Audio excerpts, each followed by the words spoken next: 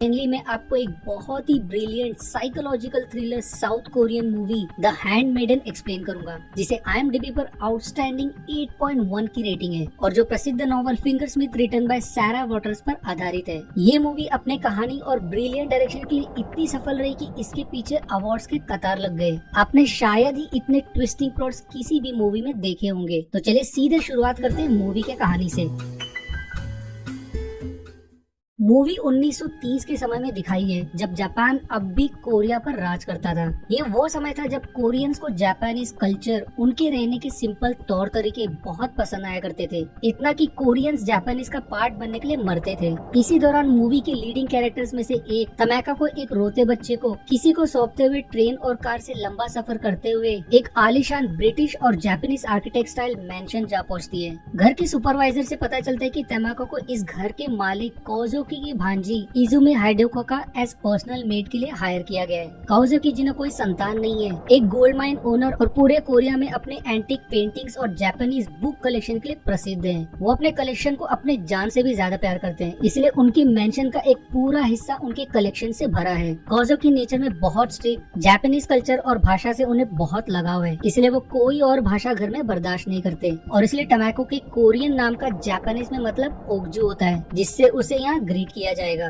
घर में नौकर चाकर के अलावा बस वो दोनों रहते हैं। ससाकी से सारे घर के नियम समझने के बाद वो आराम कर ही रही होती है कि उसे हाइडेको की चीख सुनाई पड़ती है और वो तुरंत उन्हें कंफर्ट करने लगती है। दरअसल हाइडेको की आंटी यानी कि काओजुकी की पत्नी अनजान कारण से अमावस्या की रात घर के सामने पेड़ पर लटक कर जान दे दी और उस घटना को बचपन में आंखों देखा अनुभव करने के बाद से उसे कभी कभी सपना आता है कि उनकी आत्मा अभी भी पेड़ पर लटकी है, पर ओगजू अच्छी मेड साबित होती है, इसलिए उन्हें लोरी सुनाते हुए सुला देती है। अगले दिन ओगजू का पहला दिन का शुरुआत अच्छा नहीं होता, क्योंकि कोई दूसरी मेड रैगिंग के इरादे से उसके एक शू गायब कर देती है और वो भोली कुछ कर नहीं पाती। उसी दिन हाइडेको को पता चलता है कि उसकी पुरानी मेड जुंकू की जगह पर ओगजू को हायर किया गया है और अब हमें हाइडेको के बारे में कुछ पता चलता है कि वो बिल्कुल ओगजू की उम्र की, पर दिखने में बहुत ही सुंदर, डाउन टू अर्थ और बातों में भोली एक शाही परिवार से बिलोंग करती है। पर उसके माता पिता बचपन में ही गुजर गए, इसलिए उसे कभी एक परिवार का प्यार नहीं मिला। इसी कारण 5 साल की उम्र में वो अंकल कोजुकी के साथ यहाँ रहने आई। उसके माता पिता के गुजर जाने के बाद उनकी सारी संपत्ति उसकी हो गई। उसके पास रहने खाने के लिए ऐशो आराम की कमी नहीं होती, पर दो चीज जो वो हमेशा मिस करती है और वो है प्यार और आजादी, क्योंकि उसकी पूरी जिंदगी इस घर के 4 दीवार में कैद गुजरी होती है। एस्टेट में वर्क और अपने अंकल के लिए जापानीज बुक रीड करने के अलावा उसके अंकल उसे और कुछ करने नहीं देते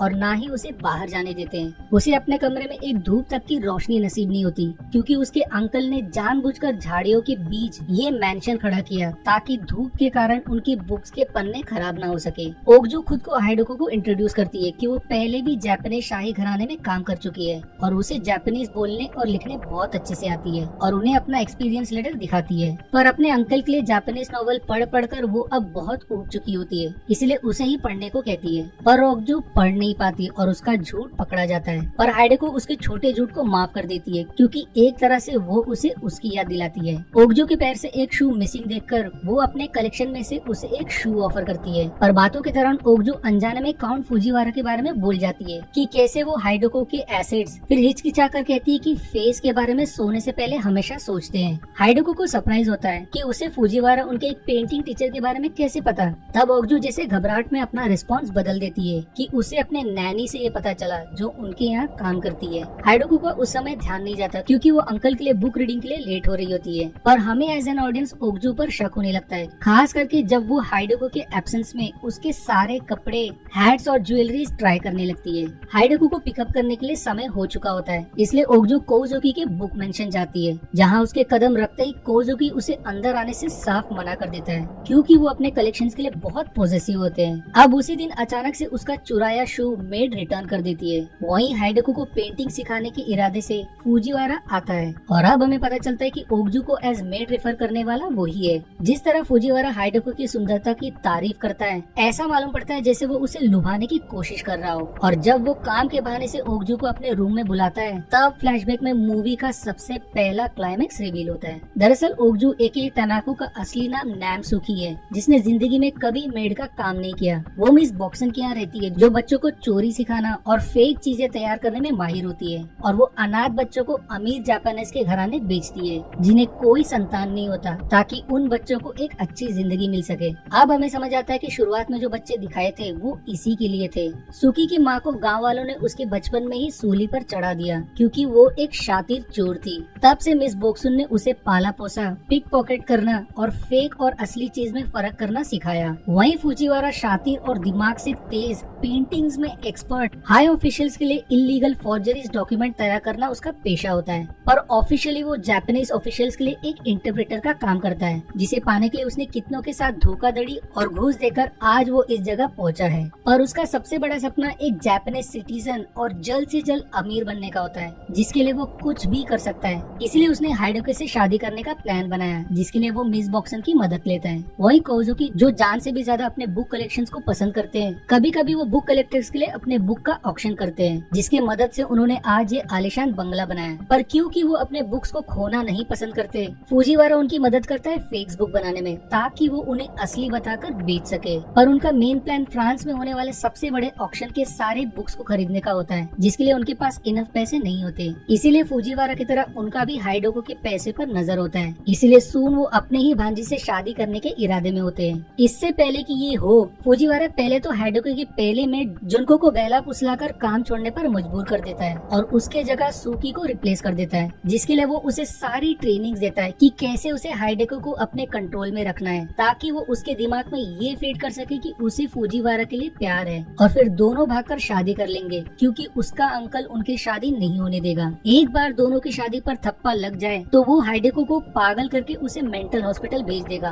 और खुद उसके पूरे प्रॉपर्टी का मालिक बन जाएगा, जिसके लिए वो मिस बॉक्सुन और सुकी को अच्छे पैसे के अलावा हाइडोको के सारे कपड़े और ज्वेलरी वो सुकी को दे देगा। अब हमें समझ आता है कि ये सारा खेल पैसों का है। वो फेक जॉब लेटर भी फुजीवारा ने ओगजू के लिए तैयार किया था। क्यों ओगजू हाइडोको के सारे कपड़े ट्राई करने लगती है, क्योंकि उसे पता होता है कि एक दिन ये सब उसका होगा। क्यों एक समय ओगजू गलती से फुजीवारा का नाम लेती है, क्योंकि फुजीवारा ने उसे प्लान के दौरान शेयर किया था कि वो हाइडोको के एसेट यानी कि 1.5 मिलियन येन इन कैश और 300,000 इन बॉन्ड्स पैसों के बारे में हमेशा सोने से पहले सोचता था। अब प्लान के अनुसार फुजीवारा भी अपने ईवल प्लान में शामिल हो जाता है। इसलिए मौका मिलने पर हाइडोको की ऐसी तारीफ करता है जैसे उसने अप्सरा देख ली हो, और उसे रोमांटिक लेटर के साथ एक इयररिंग्स भी भेंट करता है। वहीं ओगजू भी धीरे धीरे हाइडोको को कन्विंस करने लगती है, पर कभी कभी वो मिस्टेक कर बैठती है। जैसे इस बार वो गलती से ये बोल जाती है कि उसे जेम्स के बारे में एक जौहरी की तरह पता है, जो शक करने वाली बात होती है, क्योंकि एक साधारण मेड को ये कैसे पता हो सकता है। पर इसी दौरान दोनों में बॉन्डिंग्स बढ़ने लगती है,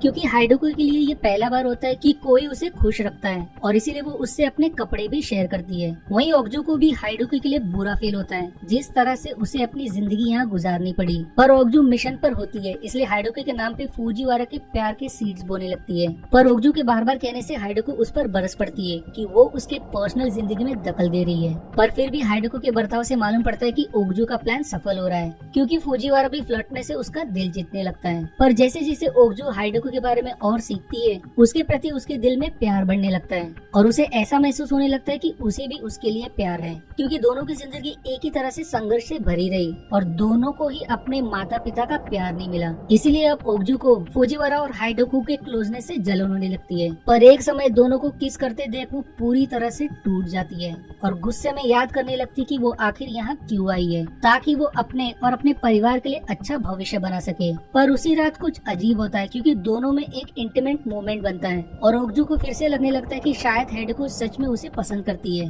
पर तय नहीं कर पा रही। पर अगली सुबह फुजीवारा और हाइडोको के फ्लर्टने से उसका दिल फिर से टूट जाता है। उसी रात हाइडोको ओगजू से सलाह मांगती है कि क्या सच में उसे फुजीवारा से शादी करनी चाहिए। हो सकता है कि वो किसी और से प्यार करती है। अब ओगजू को भी साफ दिखाई देने लगता है कि शायद हाइडोको उसके बारे में ही बात कर रही है, पर इस बार उसने अपना मन ठान लिया होता है और इसीलिए उसे बार बार सुझाव देती रहती है कि फुजीवारा ही उसके लिए परफेक्ट रहेगा। पर उसके रिस्पॉन्स से हाइडोको को गुस्सा आ जाता है और वो उसे थप्पड़ मारकर घर से निकाल देती है और अगले दिन गुस्से में फुजीवारा से शादी करने के लिए तैयार हो जाती है, पर एक कंडीशन पर कि ओगजू को भी उसके साथ चलना पड़ेगा। अगले दिन जब कोसगी अपने काम के सिलसिले में हफ्ते भर के लिए बाहर जाते हैं, तीनों मौका देखकर भाग निकलते हैं और अगले ही दिन जापान पहुंचकर दोनों शादी कर लेते हैं। पर शादी के रस्म के तुरंत बाद हाइडोको फुजीवारा से कुछ लेती है, पर वो क्या है। वहीं शादी की रात हाइडोको अजीब कारण से ओगजू से लिपटने लगती है और उसके चेहरे पर अलग एक्सप्रेशंस क्यों होते हैं, ये सब हमें आगे क्लाइमेक्स में रिवील होगा। अगली सुबह बिस्तर पर खून देखने के बाद ओगजू का दिल और भी टूट जाता है, यानी कि दोनों ने सुहागरात की प्रथा निभाई। अब फुजीवारा शादी के सर्टिफिकेट और हाइडेकू के प्रॉपर्टी को कैश में बदलने के इरादे से हफ्ते भर के लिए निकल जाता है। इसी दौरान हाइडेकू ओगजू को पहले की तरह उसे ब्राइब के कपड़े पहनाती है और खुद मेड जैसे साधारण कपड़े पहनती है। इवेंचुअली फुजीवारा अपना काम खत्म करके हॉस्पिटल के स्टाफ के साथ लौटता है और अनजान कारण से वो स्टाफ ओगजू से सवाल करते हैं कि उसके हिसाब से फुजीवारा की पत्नी को किस तरह के ट्रीटमेंट की जरूरत है। वो एक कठोर की तरह से जवाब देती है कि उसे एक रूम में लॉक कर देना चाहिए जहाँ से वो भाग या खुद को या किसी को भी चोट ना पहुँचा सके, क्योंकि इसके पहले उसने आत्महत्या करने की कोशिश की है। पर वो यहाँ क्यों ऐसा कहना चाहती है वो हमें बाद में पता चलेगा। अब पूरे सिचुएशन से अनजान हाइडेको दोनों के साथ मेंटल हॉस्पिटल की गेट पहुँचती है। पर अब मूवी में एक और सबसे बड़ा ट्विस्ट आता है, क्योंकि हॉस्पिटल के स्टाफ हाइडेको को ले जाने के बजाय ओगजू को फुजीवारा की वाइफ समझकर ले जाने लगते हैं। वो चीखते चिल्लाती रहती है पर दोनों उन्हें रोकते नहीं है, मानो यही शुरुआत से प्लान था। अंत में हाइडेको हंस पड़ती है और फिर मूवी हाइडेको के बचपन की तरफ मुड़ जाती है, जब वो अपने अंकल के घर रहने आई थी। हाइडेको की जिंदगी बचपन से अंकल के घर टॉर्चर भरी गुजरी। वो जब भी किसी भी बात का जवाब देती, घर की हैंडमेडन ससेकी और अंकल मिलकर उसे बहुत पनिश करते थे। घर के बाकी मेड्स भी उसका बहुत मजाक उड़ाया करते थे, इसलिए तंग आकर वो उन्हें भी पनिश करती थी। पर अंत में ससेकी अंकल को कंप्लेन करके उसे ही पनिश करवाती थी। हमें आगे पता चलता है कि कोजुकी सासाकी को इतना सपोर्ट क्यों करते हैं, क्योंकि वो उनकी पिछली वाइफ थी। दरअसल कोजुकी को जापानीज में बदलना था, इसलिए उन्होंने अपनी पहली वाली को छोड़कर एक जापानीज से दूसरी शादी कर ली। पर वो अब भी अपने पहले वाइफ के साथ बेड शेयर करते हैं। घर में सिर्फ उसकी आंट हाइडेको से अच्छा पेश आती है, पर अंकल के गुस्से के सामने वो उसका बचाव नहीं कर पाती। आंट की भी जिंदगी मिजरेबल से कम नहीं थी, क्योंकि उन्हें अपने पति के इशारे पर हाइडेको को जापानीज एडल्ट बुक्स एरोटिकली पढ़ने सिखाना पड़ता था, और जब भी वो उनकी बुक्स का मजाक उड़ाते तो वो उन्हें सीवियरली पनिश किया करते थे। इसके अलावा उन्हें खुद अपने पति के कलेक्टर्स के लिए उनके सामने बैठकर एडल्ट बुक्स एरोटिकली रीड करना पड़ता था, और कभी कभी उन्हें बुक का विजुअल इलस्ट्रेशन भी देना पड़ता था, ताकि कोजुकी अपने कलेक्टर्स को अपनी बुक बेच सके। पर अंत में तंग आकर आंट ने आत्महत्या कर ली, जिसका कोजुकी पर कोई अफसोस दिखाई नहीं देता। जब हाइडेको थोड़ी बड़ी हुई तब उसे भी रिच ब्यूरोक्रेट्स के सामने इरोटिक्स बुक पढ़ने पड़े। इसे फुजीवारा भी विजिट करता था, क्योंकि वो उनके लिए बुक की फोर्जरी किया करता था। उसी दौरान फुजीवारा को हाइडेको की मिजरेबल कंडीशन के बारे में समझने लगता है, इसीलिए फायदा उठाने के इरादे से वो उसे पटाने की कोशिश करता था। पर इतनी इरोटिक्स बुक पढ़ने के बाद हाइडेको ने एक चीज बहुत अच्छे से सीखी होती है, और वो ये कि मर्द कैसे किसी लड़की को बेड पर पाने के लिए कौन से पैतरे आजमाते हैं, इसीलिए वो उसके हाथ नहीं लगती। अब फुजीवारा हार मानकर और फाइनली अपना सबसे बड़ा सीक्रेट उसे रिवील करता है कि वो जापानीज नहीं बल्कि एक कोरियन है, जिसका जापानीज और रिच बनने का बहुत बड़ा सपना है। अच्छी पेंटिंग्स करना, फॉर्जरीज में एक्सपर्टीज हासिल करना उसने पिछले 3 साल की मेहनत से सीखी, जो उसने उस तक पहुंचने के लिए की, ताकि वो उसके साथ शादी करके उसके प्रॉपर्टी का मालिक बन सके। क्योंकि उसे पता होता है कि हाइडेको की हालत बहुत खराब है, वो उसके सामने एक सौदा रखता है कि वो उसे यहाँ से भगाने में मदद करेगा, अगर वो उसके साथ भागकर शादी कर ले और अपनी प्रॉपर्टी में से आधा हिस्सा उसे सौंपे। हाइडेको बहुत सोचती है, पर उसके पास इससे बेटर ऑफर नहीं होता, क्योंकि वो खुद तंग आ चुकी होती है अपने अंकल के टॉर्चर से, इसीलिए उसका ऑफर एक्सेप्ट कर लेती है। पर हाइडेको को डर रहता है कि अगर वो पकड़ी गई तो उसके अंकल उसे भी सीक्रेट अंडरग्राउंड बेसमेंट ले जाकर टॉर्चर करेंगे। और अब यहाँ आंटी के मर्डर का मिस्ट्री रिवील होता है। दरअसल आंटी ने आत्महत्या नहीं बल्कि वो भागने की कोशिश कर रही थी, और उससे सबक सिखाने के इरादे से अंकल ने उन्हें बेसमेंट ले जाकर टॉर्चर करके उनकी जान ले ली। यही कारण है कि दम घुटने पर भी आंटी की जुबान खुली नहीं, क्योंकि उनकी मौत पहले ही हो चुकी थी। पर फुजीवारा उसे प्रॉमिस करता है कि ऐसा नहीं होगा, और अगर ऐसा हुआ तो वो खतरा महसूस होने पर उसकी ओपियम का प्रयोग कर सकती है, जिसके कुछ बूंद से इंसान बेहोश हो सकता है और उसके पूरे बोतल से मर भी सकता है। पर ये उसे तभी मिलेगा जब उनकी शादी कंप्लीट होगी। और अब हमें समझ आता है कि शादी की ठीक बाद फुजीवारा ने हाइडेको को आखिर क्या दिया था, क्योंकि हाइडेको को पता होता है कि उनके भागने पर अंकल कैसे अपने पहुंच की मदद से उन्हें खोज निकालेंगे, इसलिए हाइडेको पूरा प्लान बनाती है। वो फुजीवारा को एक न्यू मेट लाने को कहती है, जिसके गुम हो जाने पर कोई उसकी तलाश न कर सके, ताकि अंत में वो उसे मेंटल हॉस्पिटल में कैद करके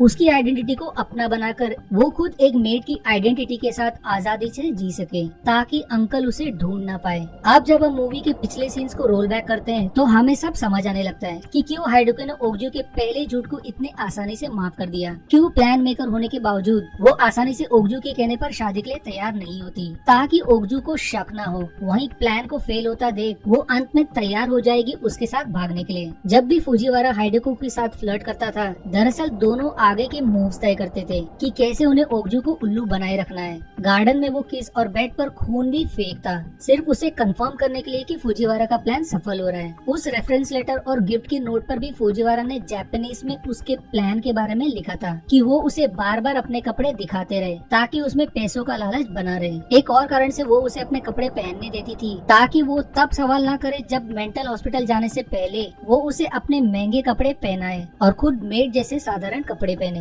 ताकि मेंटल हॉस्पिटल के स्टाफ को ऐसा लगे कि ओगजू ही एक अमीर घराने की और फुजीवारा की पत्नी है। वो शू भी इसलिए मेड रिटर्न करती है क्योंकि हाइडको मेड्स की खबर लेती है, क्योंकि उसे डर होता है कि कहीं वो तंग आकर चली न जाए। हमें अब फाइनली समझ आता है कि आखिर वो मेंटल हॉस्पिटल के स्टाफ्स ओगजू से क्यों सवाल कर रहे थे। दरअसल फुजीवारा ने उन्हें पहले ही बताया था कि उसकी पत्नी की दिमागी हालत ठीक नहीं है, जो खुद को उनके घर की मेड समझ रही है। इसीलिए स्टाफ्स उसके बीमारी को कंफर्म करने के लिए उसका टेस्ट लेते हैं। अंत में दोनों अपना रोल ओगजू के अगेंस्ट परफेक्टली निभाते हैं ताकि उसे उनके बारे में शक न हो। अपना प्लान सक्सेसफुल होने पर दोनों एक लग्जरियस लंच एंजॉय करते हैं। वहीं ओगजू हॉस्पिटल का सड़ा खाना खा रही होती है। उसी दौरान फुजीवारा हाइडको को अपना एक प्लान और रिवील करता है कि उसे सून हॉस्पिटल से खबर मिलेगी कि ओगजू नहीं रही। उसने ऐसा इसलिए किया ताकि पीछे कोई सबूत न छूटे, और तभी ओगजू को अपने राइस बॉल में एक इंसेक्ट मिलता है। वहीं फुजीवारा अपने फॉर्जरी की मदद से ओगजू के रियल नेम नाम सुकी के नाम का एक पासपोर्ट तैयार करता है, जिस पर सिर्फ हाइडको के फोटो की जरूरत होती है। पर अब मूवी में तीसरा और आखिरी क्लाइमेक्स रिवील होता है, क्योंकि ओगजू अपने लोगों की मदद से हॉस्पिटल से भाग निकलती है।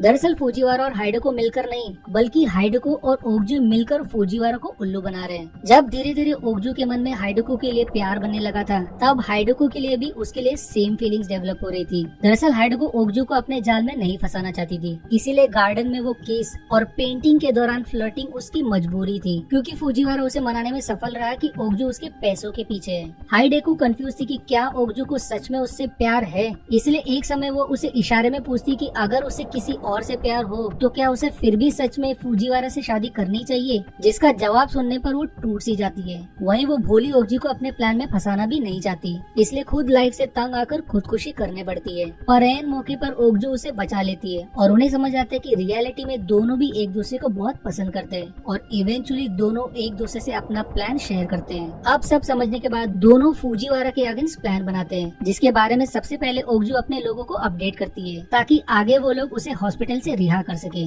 वहीं हाइडको के अंकल के करतूत का पता चलने पर ओगजू गुस्से में उनके सारे बुक्स को नष्ट कर देती है। शादी के तुरंत बाद इसलिए हाइडको ओगजू को किस करने पड़ती है और वो अजीब सा स्माइल देती है, क्योंकि हाइडको यकीन नहीं कर पाती कि सून वो अपनी फ्रीडम उसके साथ गुजार पाएगी। हॉस्पिटल के स्टाफ ओगजू को ले जाते दौरान भी उसे इसलिए हंसी आती है क्योंकि उसे पता होता है कि ओगजू एक बढ़िया नाटक कर रही है। अब अपने होटल लौटने पर हाइडको फुजीवारा को लूर करते हुए उसे उसी ओपीएम से ड्रग करके बेहोश कर देती है और उसके तुरंत बाद उसका पता कोजुकी को रिपोर्ट कर देती है, जिसके कारण वो उनके हाथ लग जाता है। वहीं फाइनली दोनों का मिलन होता है और दोनों तुरंत देश छोड़ने के इरादे से ओगजू फॉर्जरी की मदद से हाइडको के लिए एक नया मैन का आइडेंटिटी तैयार करती है और दोनों शंघाई भागने में सफल हो जाते हैं। वहीं कोजुकी के आदमी अब भी उन्हें ढूंढ रहे होते हैं। फुजीवारा को समझ जाता है कि वो अब बचने नहीं वाला, इसलिए जानबूझकर अपने सिर्फ व्हाइट वाले सारे सिगरेट पी जाता है। ऐसा क्यों, हमें कुछ देर में पता चलेगा। कोजुकी उसे बेसमेंट में ले जाकर उसकी उंगलियां काट कर बहुत बुरी तरह से उसे टॉर्चर करता है, क्योंकि उसी के कारण उसके कीमती बुक्स नष्ट हो गए और हाइडको की जायदाद उसके हाथ से निकल गई। फुजीवारा फिर भी मरने से पहले एक आखिरी विनती करता है अपने सिगरेट्स पीने का, जो वो अलाउ करता है। और अब रिवील होता है कि फुजीवारा ने जानबूझकर ब्लू कलर वाले सिगरेट्स बचा कर रखी थी, क्योंकि वो जानलेवा मर्क्यूरी से बनी थी। इससे पहले कि कोजुकी उसे और टॉर्चर कर सके, वो स्मोक करके आत्महत्या कर लेता है। वहीं बेसमेंट बंद होने के कारण स्मोक से कोजुकी भी मारा जाता है और मूवी हाइडको और ओगजी के हैप्पी एंडिंग के साथ खत्म हो जाती है।